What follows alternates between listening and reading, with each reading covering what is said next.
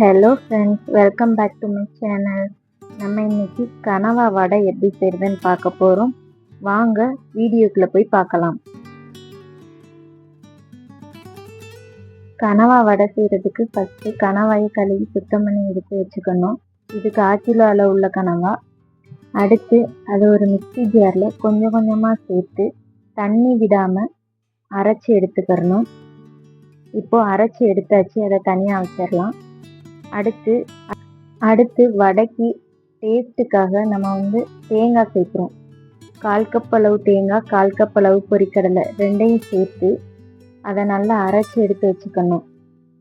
இப்போது ஏற்கனவே நம்ம அரைச்சி வச்சுருந்த கணவாயில் நம்ம ஒரு பெரிய பீஸ் பெரிய வெங்காயம் கட் பண்ணி அதையும் சேர்த்துக்கலாம். ஒரே ஒரு பச்சை மிளகாய் அதையும் கட் பண்ணி சேர்த்துக்கலாம். தேவையான அளவு கொத்தமல்லி இலை அதையும் சேர்த்துக்கலாம். இதை நல்லா மிக்ஸ் பண்ணி கலந்து எடுத்து வச்சுக்கலாம்.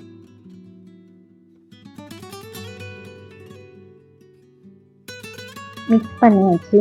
அதில் தேவையான அளவு உப்பு, 2 டீஸ்பூன் வெறும் மிளகாய்த்தூள்,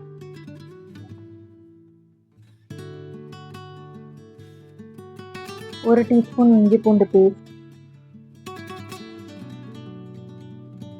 நம்ம ஏற்கனவே அரைச்சி வச்சுருந்த தேங்காய் கடலை ரெண்டையும் சேர்த்துக்கலாம்.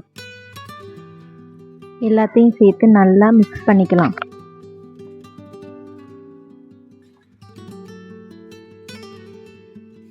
இப்போ மிக்ஸ் பண்ணியாச்சு. இப்போ அதில் ஒரு முட்டையை உடைச்சி ஊற்றி அதையும் போட்டு நல்லா மிக்ஸ் பண்ணி எடுக்கணும். கொஞ்சம் பொறுமையாக மிக்ஸ் பண்ணலாம்.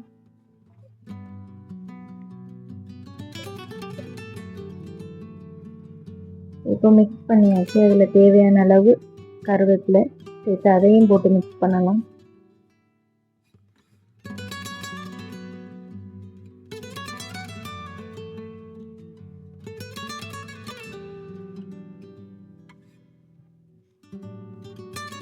அடுத்து கடாயை அடுப்பில் வச்சு அதில் தேவையான அளவு எண்ணெய் சேர்த்துக்கலாம்.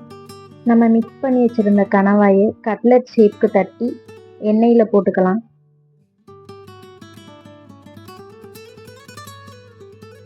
இது செய்யும்போது அடுப்பை மீடியமில் வச்சு செய்யுங்க.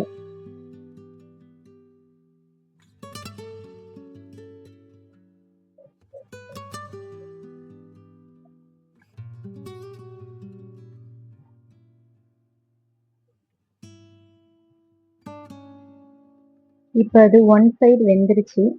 இப்போ அடுத்த சைடு திருப்பி போட்டுக்கலாம்.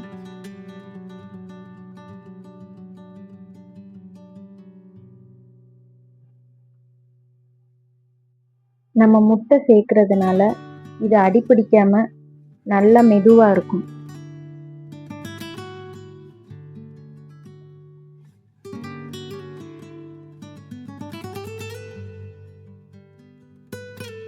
இப்போ அவ்வளோதான், நம்ம கனவா வடை ரெடி ஆயிடுச்சு. நல்லா வெந்துருச்சு. இப்போ அதை வேற ஒரு பிளேட்டுக்கு மாற்றி நம்ம சர்வ் பண்ணலாம்.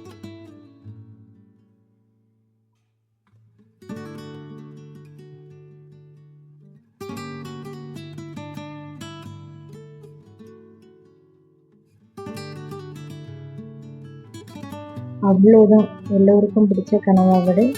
நீங்களும் செஞ்சு பாருங்கள்.